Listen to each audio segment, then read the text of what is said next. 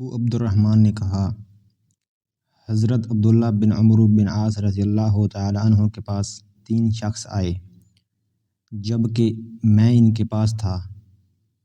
وہ کہنے لگے، ابو محمد، اللہ کی قسم ہمیں کوئی چیز میسر نہیں ہے، نہ خرچ، نہ سواری اور نہ سامان۔ وہ لوگ واقعتاً فقیر تھے۔ حضرت عبداللہ رضی اللہ تعالیٰ عنہ نے ان سے کہا، تم کیا چاہتے ہو؟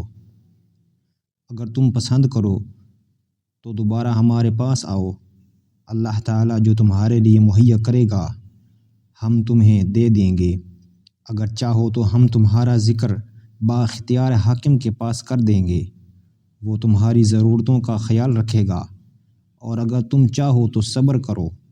میں نے رسول اللہ صلی اللہ علیہ وآلہ وسلم کو فرماتے ہوئے سنا، بے شک ہجرت کر کے آنے والے فقیر قیامت کے روز اغنیاء کی نسبت 40 سال پہلے جنت میں جائیں گے۔